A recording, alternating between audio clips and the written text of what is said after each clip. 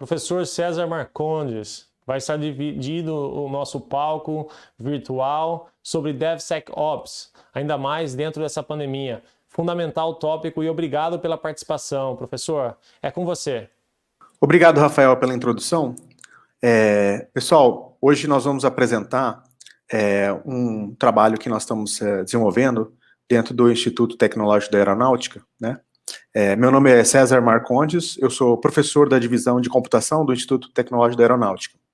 Hoje eu vou falar um pouco para vocês sobre essa área interessantíssima chamada DevSecOps, né?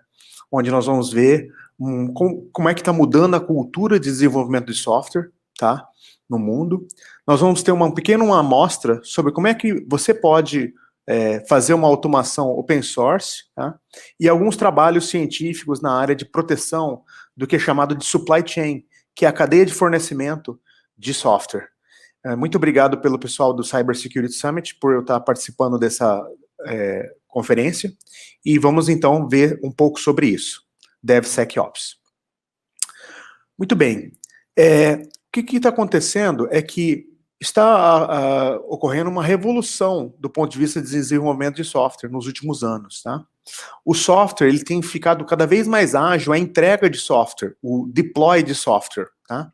Se você contar, por exemplo, dos anos 80 para os anos de hoje, nos anos 80, a entrega de software, as novas versões de software, uma atualização de software, ela era feita uma vez por ano. Por quê? Porque a empresa, ela tinha todo um processo de desenvolvimento baseado em cascata ou baseado em outros sistemas, né, que é diferente do hoje em dia, de como funciona hoje em dia. Hoje em dia nós estamos muito mais voltados para um desenvolvimento ágil. E esse desenvolvimento ágil, ele acoplado com uma entrega ágil, faz com que você tenha uma quantidade de entregas muito rápida e muito grande por dia. Para ter uma noção, por exemplo, a Amazon e a Google, elas conseguem entregar, atualizar o software delas mais de 1000 vezes por dia. Imagina, então você está usando o software da Google e da Amazon, e esse software está constantemente sendo modificado, né? Por que acontece isso e como está acontecendo isso? Está acontecendo uma mudança de cultura, e essa mudança de cultura é uma mudança de acoplar o desenvolvimento com a operação para tornar mais rápido esse ciclo, né, e mais seguro esse ciclo, né? Então, os times de desenvolvimento, em 2018, por exemplo, nós tínhamos 7% de times de elite, em 2019, nós já temos 20% de times de elite de desenvolvimento, que entregam por volta de 200 vezes mais entregáveis, mais deployments de software do que outros times. Então, você tem uma aceleração muito grande, né? E essa aceleração, ela traz segurança do ponto de vista do desenvolvimento de software? Um dos principais pontos é que a aceleração houve uma mudança de cultura. E a cultura, ela é definida por essas atitudes e comportamentos do grupo social, que é o grupo lá que está desenvolvendo o software dentro da empresa, né? E essa área de desenvolvimento ágil, ela teve forte influência nos últimos anos, né? Mas e a segurança? Às vezes a segurança não acelerou da mesma forma, porque a segurança, ela em geral, ela é vista como um impeditivo, ela é vista como um obstáculo, porque você precisa pensar em não deixar tantas brechas abertas, né? Nessa figura aqui, que é a figura cortesia aí do Paul Hammond, ele mostra que, do ponto de vista dos estágios de desenvolvimento de software, para você atingir uma maturidade para centenas de entregas por dia, é preciso de uma série de coisas do ponto de vista do mecanismo de desenvolvimento de software. Então, o mecanismo de desenvolvimento de software, por exemplo, ele tem que ser baseado em branches. Os branches são essas modificações de software que são feitas. O mecanismo de desenvolvimento de software tem que ser muito fortemente suportado por testes rápidos, automatizados, unitários, né? Você também tem ambientes de entrega que tenha sistemas blue-green, onde você faz atualização de algumas partes de instâncias e outras não. Então você vai testando com os usuários, algumas partes de instância ou não. O desenvolvedor, ele tem um processo de, ao fazer o push do software dele, modificar alguma coisa lá no software de produção. Então você tem um ambiente automatizado, um ambiente forte de automação, e um ambiente fortemente também baseado em uma cultura com muita infraestrutura como serviço, cloud, esses tipos de coisa que fazem com que o ambiente seja um ambiente que possa ser reiniciado, recriado rapidamente, tá? E aí que você consegue atingir essas releases por dia. Porém, ainda tem a parte da segurança. E a parte da segurança vai se basear na ideia de que você precisa integrar a equipe de segurança nesse ambiente de DevOps, o ambiente de desenvolvedor e operador. Então é preciso fazer uma mudança grande no processo de desenvolvimento seguro de software, né? A ideia é manter o processo ágil, só que automatizar certas checagens para obter o melhor de uma esteira. A esteira é a maneira com que o software é desenvolvido. É como se fosse uma esteira de uma fábrica. Então, na esteira de fábrica, você tem lá as peças que vão montar, sei lá, a roda do carro, a roda que vai ser montado todo um chassi do carro, e depois sai o carro no final. Então, nessa esteira, é preciso ser feitos testes, e é preciso ser feitos checagens, e é preciso ser pensado do ponto de vista seguro desde o começo. Ter um processo seguro de desenvolvimento de software, né?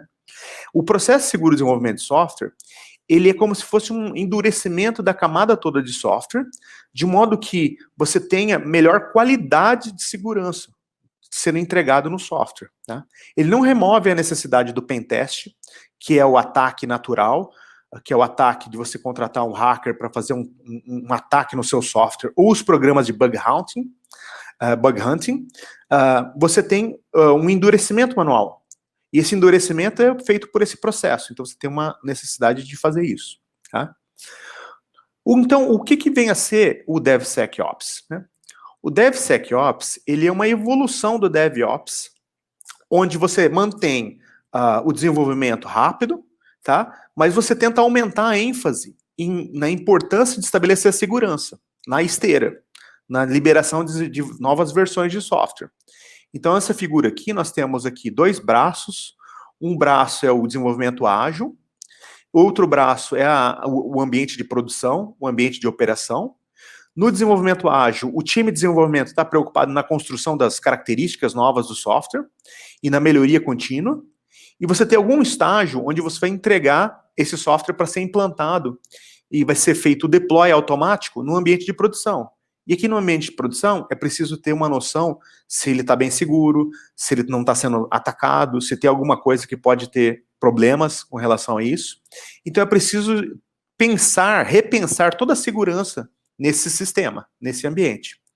Então os processos de governança, gerência de risco, auditoria e conformidade, eles precisam mudar a forma com que as aprovações são feitas, de modo que as aprovações elas possam ser feitas com maior velocidade, mas ainda com a necessidade de alguns checkpoints e pré-aprovações, dependendo do nível de qualidade de segurança do software.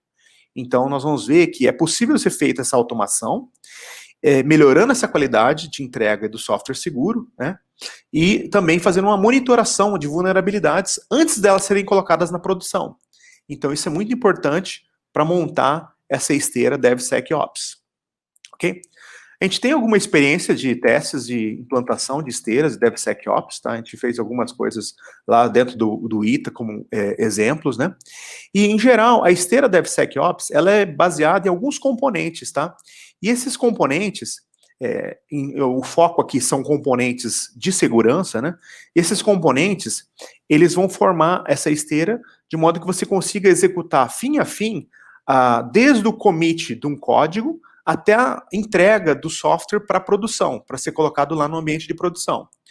Eu coloco aqui 6 estágios, tá, para essa esteira estar funcionando. Então essa figura aqui é uma figura do Jenkins, e a figura do Jenkins está mostrando todos os estágios aí sendo executados. É possível montar um processo DevSecOps open source na sua empresa? Sim, é possível. Requer uma mudança de cultura, requer uma mudança de hábitos, né? Vai ser passado um processo automático para melhorar a qualidade das builds. Esse processo automático, ele é integrado com algumas ferramentas open source que eu vou estar falando, tá? E é preciso ajustar, dependendo da maturidade do time, se você vai falhar a build em função dos problemas de segurança ou não. Se você for falhar a build, então significa que você precisa corrigir a build, precisa corrigir aquele software antes de você enviar ele para a produção. Então você tem uma série de passos aí.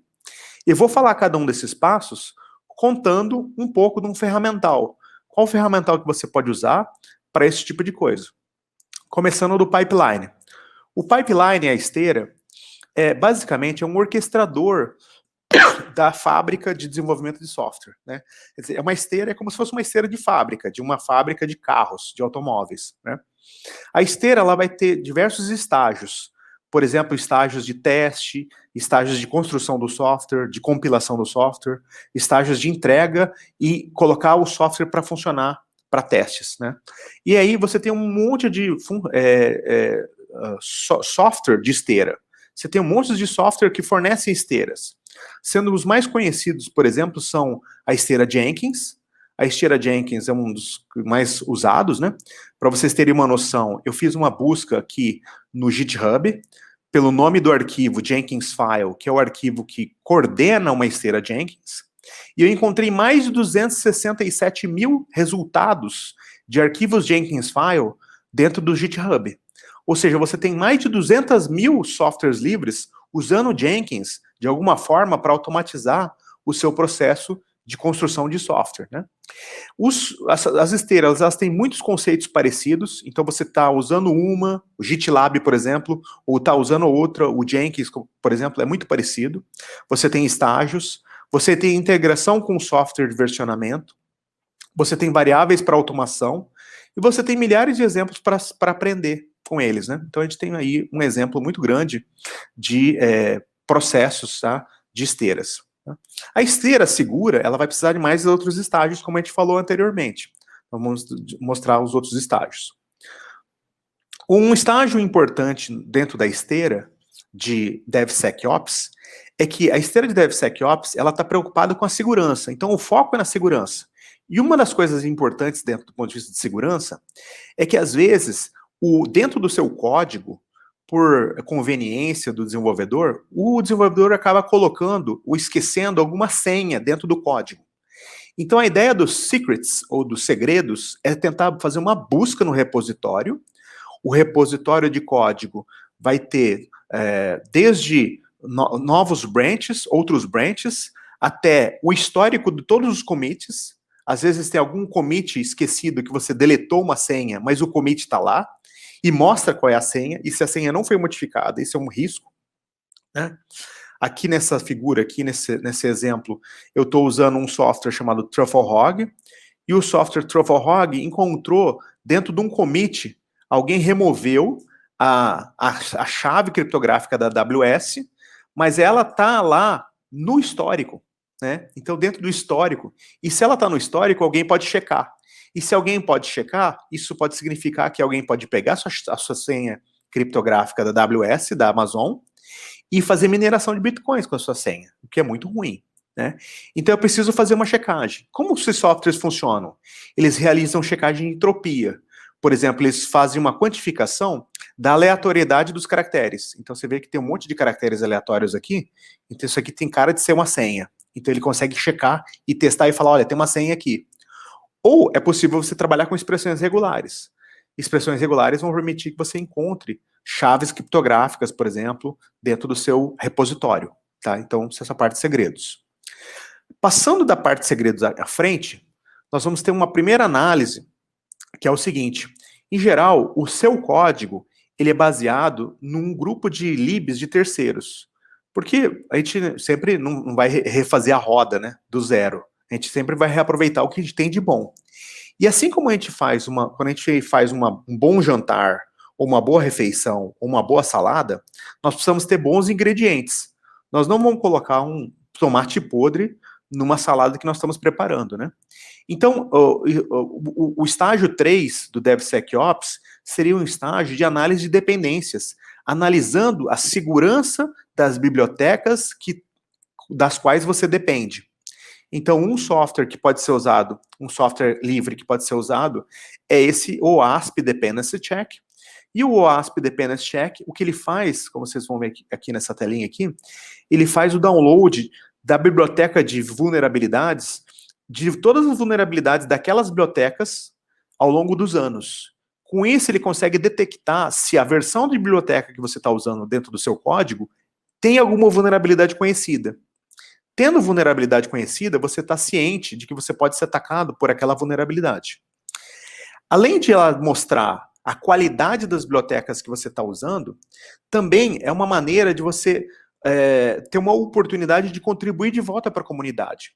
Porque, como você está usando essas libs de terceiros, e essas libs de terceiros podem ser open source, talvez olhando uma vulnerabilidade, e essa vulnerabilidade ela seja crítica e seja importante para que o seu ambiente funcione, você possa contribuir com esse código livre e consertar aquela vulnerabilidade, tentar fazer um software seguro também nas libs, né?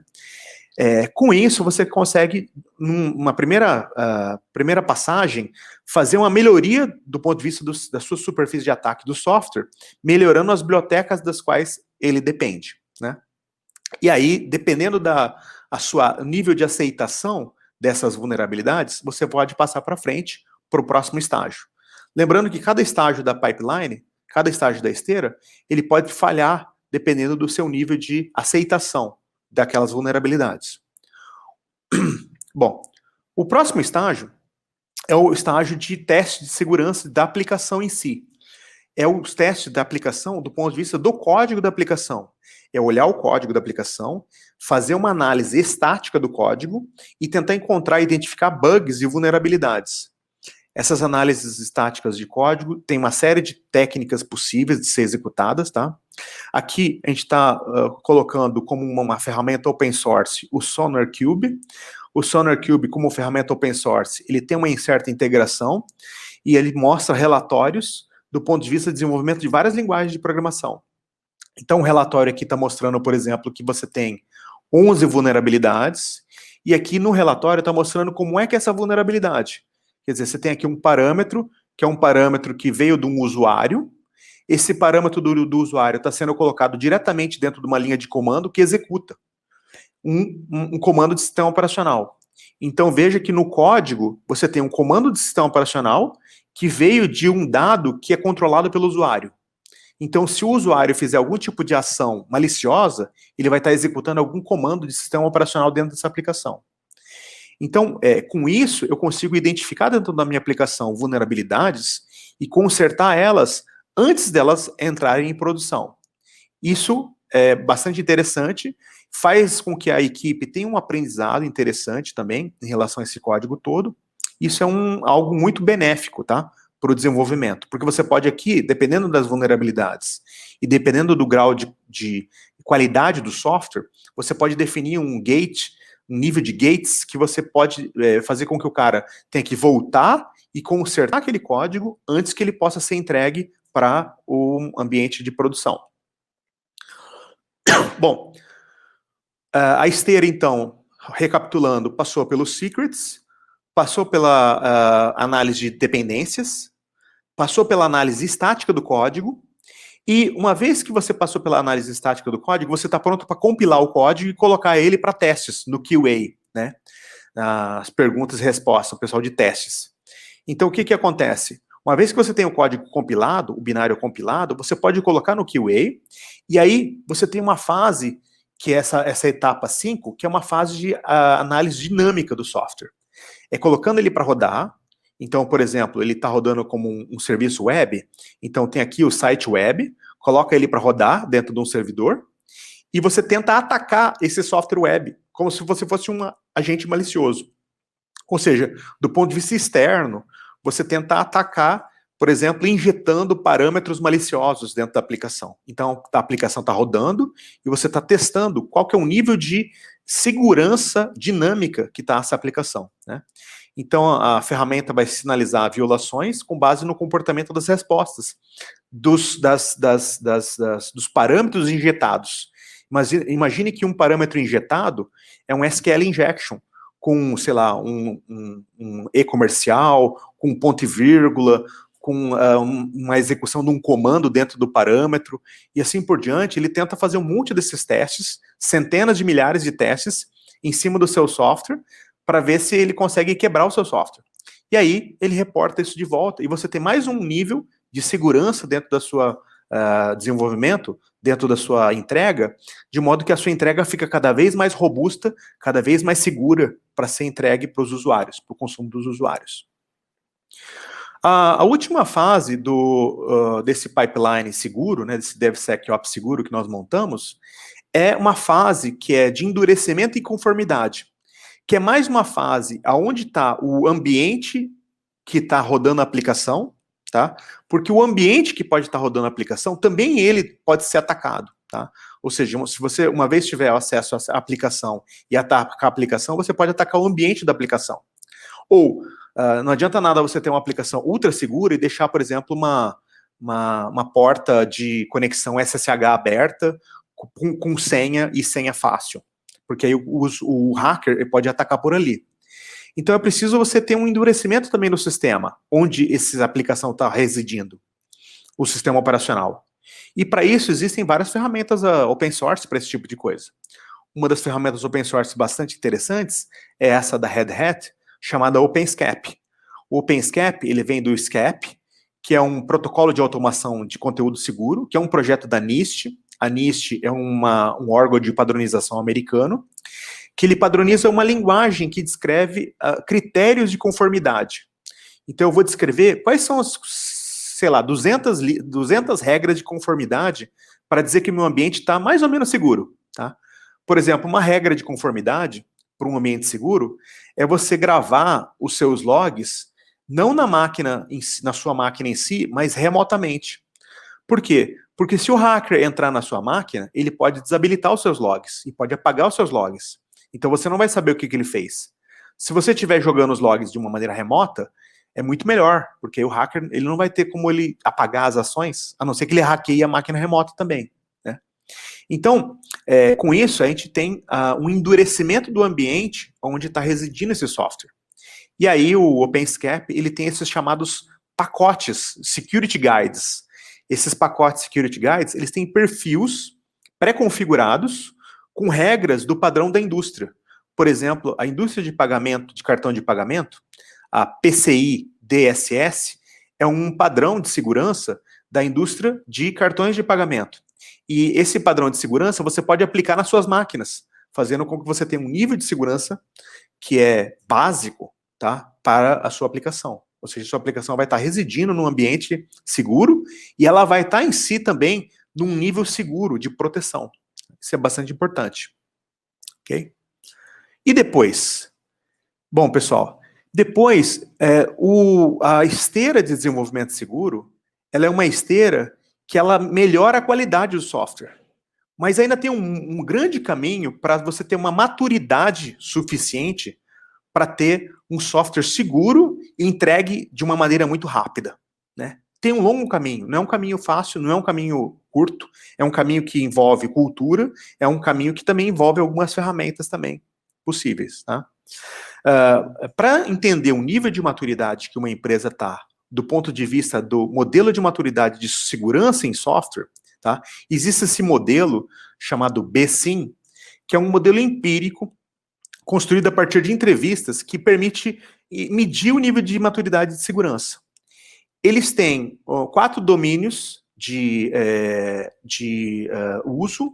Esses domínios de uso são domínios de governança, que vão estar definindo, por exemplo, qual que é a estratégia, quais as métricas, modelo de inteligência, que vai estar definindo quais são os tipos de modelos de ataque, software de desenvolvimento seguro, que vai estar definindo, por exemplo, se vai ter um code review, uma revisão de código, se vai ter algum tipo de teste de segurança, se vai ter algum tipo de característica de segurança embarcado, um CAPTCHA dentro do sistema, e definindo também como é que é o processo de entrega do software, a configuração, a gerência de configuração, a gerência de configuração das máquinas, né, e assim por diante. Se a gente olhar aqui, esse aqui é um dos gráficos desse modelo de maturidade. E nesse modelo de maturidade, ele está mostrando o seguinte, que a maioria das firmas pesquisadas, 122 firmas pesquisadas, elas têm um nível de maturidade que vai de 0 até 3, de 0 até 1, 1,5, 2. Então, estão nesse nível de maturidade aqui, em várias das áreas. E melhorar o seu nível de maturidade do ponto de vista de segurança, no modelo de desenvolvimento seguro de software, requer que você tenha maior maturidade em várias dessas áreas aqui. Então, veja que essa firma azul, ela está muito melhor do ponto de vista de maturidade de segurança. porque ela consegue fazer, dentro do processo dela, um software mais seguro, um software com menos bugs, um software com menos vulnerabilidades, né? Isso é muito importante, tá, pessoal? Uma coisa que eu não tinha mostrado na esteira em si, porque a esteira é um processo automático com uma série de softwares, tá? Mas tem um processo que é um processo, em geral, manual ou, assim, de conversação, que é o processo da modelagem, né? O modelo, os modelos de segurança, os modelos de vulnerabilidade. Então, a modelagem de ameaças, né, também é algo que está sendo melhorado com o tempo, e a gente tem aí algumas áreas que estão evoluindo nisso. Uma das áreas é você fazer uma modelagem de ameaças como código. Ou seja, você pegar e definir quais os tipos de controles, como são usados para controlar, certo? Tipo a validação de entrada, por exemplo. E baseado nesses controles, você definir aqui o código, definir qual que é o tipo de ameaça, quer dizer, o abuso a certo recurso, e aí definir o que pode ser feito, quais são os tipos de controle que você pode fazer, né? Isso, em geral, é um processo que é feito em discussão, que é um processo que é feito em documentação, em análise de requisitos e coisas do gênero, e pode ser feito agora como se fosse um código. O threat spec é uma maneira que você gera como se fosse trechos de código, onde você coloca trechos da sua aplicação e como é que são, o que você imagina que são os tipos de ameaça e os tipos de controle que você pode ter de mitigação dessas ameaças. É um ambiente bastante interessante que permite fazer a modelagem desde lá o começo, a modelagem desde lá da análise do software, análise dos requisitos, tá? Uma outra coisa que vem em auxílio, tá, que é um padrão aí da OASP, é um padrão de verificação de segurança da aplicação, que é esse ASVS. Então, esse cara, ele pode dar ideias do ponto de vista da equipe, para que quando a equipe está pensando no software, em colocar certos requisitos, e esses requisitos estarem lá dentro do software. Por exemplo, requisitos de armazenamento, verificar, por exemplo, se a aplicação tiver que colocar um arquivo dentro dessa aplicação, que esse arquivo fique fora do webhook, porque o webhook é onde está rodando a aplicação principal, web. E se você colocar um arquivo de um usuário terceiro nesse lugar, talvez esse arquivo malicioso possa ter acesso a coisas que não deveria, tá? Então, isso é importante ter isso. Então, isso aqui é uma padronização interessante. Muito bem. Tem outras iniciativas para melhorar a superfície de desenvolvimento e a superfície de detecção de vulnerabilidades, tá? Uma outra iniciativa que está acontecendo na nuvem, e eu comentei que a nuvem é um local bastante adequado, porque ela permite você criar e recriar esses sistemas, tá? Então, a atualização dos sistemas, ela é uma recriação completa, e ela pode começar desde lá do começo, na escolha do sistema operacional que vai estar sendo usado para colocar essa aplicação em funcionamento. E aí você tem o que é chamado de Golden Images, ou um disco de boot virtual de ouro. É um disco de boot virtual de ouro, por quê? Porque você cria ele, padroniza ele, faz um endurecimento desse disco, faz uma validação manual ou automatizada desse disco, de modo que ele está lá com tudo que ele precisa, do ponto de vista de consistência de patches de segurança, do ponto de vista dos agentes que podem estar rodando lá para monitorar coisas. Por exemplo, eu estou monitorando, sei lá, a rede, eu estou monitorando, sei lá, alguns logs de arquivos, então eu vou estar colocando aqueles agentes, aprovando essa imagem, eu coloco ela em produção e ela serve como uma forma para a aplicação segura estar rodando lá dentro. Então, com isso, você tem todo um ciclo de vida da aplicação, desde a infraestrutura como código até a aplicação como código. Então, você tem um ambiente bastante propício e cada vez mais incrementado para esse DevSecOps. É uma coisa também que é bastante interessante aí para ser usado. E do ponto de vista dos desafios científicos? Em geral, do ponto de vista dos desafios científicos na área de segurança, o pessoal da área de segurança, eles estão muito preocupados com danos que possam ser propagados por milhares de lugares, tá? Danos muito importantes que podem destruir, digamos, várias aplicações, centenas a milhares de aplicações. Mas como é que eu consigo gerar danos dessa natureza? Bom, o que acontece? Hoje em dia nós temos que a segurança, o calcanhar de Aquiles da segurança é no fornecimento completo da cadeia de software. A cadeia de software é como se fosse uma cadeia de fornecedor. Imagina o seguinte, você está querendo um produto, sei lá, um iPhone. O iPhone, ele tem um monte de peças. Quem fez essas peças? Você tem confiança em quem fez essas peças? Será que não foi injetado algum hardware malicioso ali dentro do iPhone? Como é que você vai saber? Então você precisa reforçar essa cadeia de suprimento do iPhone. A mesma ideia é aplicada na cadeia de software.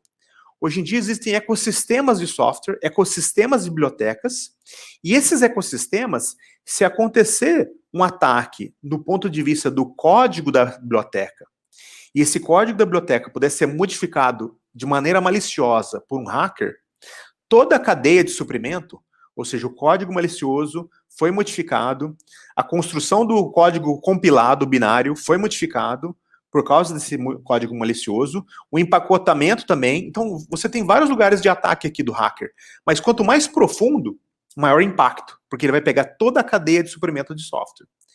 E aí, pensando nisso, alguns acadêmicos têm pensado em algumas propostas de melhoria, tá? Uma proposta de melhoria, por exemplo, foi apresentada no Usenic Security do ano passado, que é esse software chamado InTotal, cuja ideia é que cada processo ou operação dentro da cadeia de suprimento, seja ele o ambiente de versionamento, seja ele um ambiente de teste, seja um ambiente de deploy, seja ele o empacotamento do software, tá? Que eles sejam assinados pelos responsáveis, assinado digitalmente por uma chave criptográfica, né? E que também possa ser colocado dentro de uns manifestos, como se fossem uns arquivos de manifestos, quais foram os comandos que foram executados, quais as máquinas que executaram aqueles comandos, tá? Quais os materiais que foram usados para que você passasse por aquele estágio. E tudo isso assinado digitalmente pelo responsável. Com isso, você tem uma maior segurança da cadeia de fornecimento do software. Tá? Então, essa é uma proposta, se eu não me engano, foi apresentada por uma empresa chamada Datadog. Eu acho que eles estão usando isso internamente lá na Datadog, mas tem o software livre também, o InTotal. Alguns outros ecossistemas já têm histórico, né? Por exemplo, o ecossistema NPM, que é um ecossistema do Node JavaScript, tá? Que é bastante usado em frameworks de JavaScript. Houve alguns incidentes há poucos meses, há poucos anos atrás, de uma única biblioteca desse ecossistema quebrar em produção uma série de outras bibliotecas. Tá? Então, isso é muito importante tentar manter a sanidade desses ambientes. E aí foi feito um estudo de caracterização no Usenic Security do ano passado, também com relação a esse ecossistema. E aí o pessoal descobriu que certas bibliotecas, elas têm uso transitivo de outras bibliotecas e você acaba tocando uma quantidade de código muito grande sem saber, porque você está fazendo uso de uma biblioteca. Então, vocês veem que a quantidade de dependências aumentou ao longo dos anos, de tal modo que um usuário, ele implicitamente confia em 79 pacotes em média, devido a essas transições, a esse aspecto de dependência transitiva. Então, foi feito um estudo em relação a esse NPM, e tem algumas propostas de mitigação no artigo, né? E um outro ecossistema, que é um ecossistema bem interessante, bem novo, tá? É o ecossistema do Go. O ecossistema do Go é da linguagem Go, tá? Ele já é formado, as dependências, já direto, apontando para os repositórios do GitHub, ou repositórios do Git, do versionamento, onde está o código original. Então, você tem toda a cadeia de fornecimento já atrelada a quem fornece aquele software. E com as versões do software, então você consegue, de uma certa forma, montar as dependências usando exatamente de onde eles vêm, da onde vem na cadeia de dependências. E essa cadeia de dependências, para que você possa ter uma certa prestação de contas, o pessoal do Go, eles desenvolveram um banco de dados de checksum, que é baseado numa árvore criptográfica, que permite que cada desenvolvedor, com a sua chave criptográfica e com a hash da contribuição que foi feita, permite ver quem fez a contribuição e permite atrelar para você ter a prestação de contas. Então você tem um banco de dados aí chamado Go Checksum Database, nesse ambiente de ecossistema Go. Então você vê que a preocupação no fornecimento de software é muito importante hoje em dia, tá? Então não só a esteira dentro da sua empresa, mas existe toda uma preocupação no ecossistema como um todo, para que a gente tenha software cada vez mais seguro, cada vez mais difícil de ser quebrado. Né? Bom, pessoal, então, vamos, para resumir a apresentação que eu fiz hoje, tá? Quais são as lições aprendidas, né? Do mesmo modo que aqui a gente tem uma figura, que não sei se está claro para ver, mas é um cantor, que está tocando um violão, um baixo, que ele está com uma gaita na boca aqui, que ele está com uma bateria, e está todo cheio de coisas, o DevSecOps também ele integra todas as equipes. Ele integra a equipe de desenvolvimento de software, a equipe de operação, de infraestrutura e a equipe de segurança, né? Em geral, do ponto de vista das empresas, as empresas elas veem a segurança como uma atividade que desacelera a entrega. Mas é possível ter um processo ágil com segurança. E aí tem alguns modelos. O modelo ágil de segurança é um modelo que vai precisar, por exemplo, de Security Champion. Um cara de segurança participando das reuniões de desenvolvimento para dar alguns pitacos com relação à segurança. Olha, pessoal, lembra que tem segurança aqui. Lembra disso, lembra daquilo. Sem atrapalhar, sem bloquear, mas dando alguns pitacos para ir melhorando esse processo. Também, do ponto de vista da empresa, tentar pensar na modelagem, já pensando nos abuse cases. Os abuse cases são os casos de uso abusado, né? São casos de uso onde você pensa como um inimigo, pensa como um hacker. Então, como é que o cara ataca aqui? Ele ataca dessa forma. Até no método ágil, por exemplo, como o Scrum, tentar colocar dentro das práticas do Scrum alguma atividade de checkpoint, para ver se a segurança está em sincronia do ponto de vista do desenvolvimento ágil do software, né? Bom, a maioria das empresas já tem algum tipo de processo de automação em andamento, já tem alguma coisa de DevOps em andamento, né? Mas a área de segurança ainda não está tão presente. E essa maturidade de segurança ela pode levar anos para ser atingida. Então, não é algo fácil. É algo que exige uma mudança cultural do ponto de vista da empresa, né? Além disso, essa descoberta de vulnerabilidades na cadeia de fornecimento de software, você está usando bibliotecas, que são bibliotecas de código livre, que você está usando, pode encontrar bugs importantes, que não são seus bugs, mas que você depende deles. Isso pode despertar, inclusive, o interesse da empresa em contribuir de volta para a comunidade open source, melhorando tudo, melhorando todo o ecossistema, né? A gente viu a esteira completa, a esteira com os softwares, o SAST, o DAST, o Secrets, assim por diante. E a esteira completa, ela ajuda também no desenvolvimento seguro, na melhoria do desenvolvimento seguro. Mesmo que o pessoal não saiba desenvolver de uma maneira segura, o feedback dos relatórios, ele é muito instrutivo. Ele diz, olha, aqui esse código, ele tem a possibilidade de ter injeção de código de usuário. Então faça algum tipo de validação. Use somente os parâmetros. Não dá a linha de comando completa para o usuário. Só ponha parâmetros. É muito instrutivo para o time, porque o time ele acaba desenvolvendo de uma maneira mais segura, usando esses relatórios como feedback. No começo, pode ser que não tenha que ter paradas, ou seja, você não falhe as builds por causa de níveis de segurança, de vulnerabilidades, mas eventualmente, quando o time já estiver bastante pronto, bastante robusto nessa prática, você já pode pôr uma falha de build. Ou seja, se tiver uma vulnerabilidade não foi consertada, que fale e o cara tenha que consertar antes de ser colocado em funcionamento, né?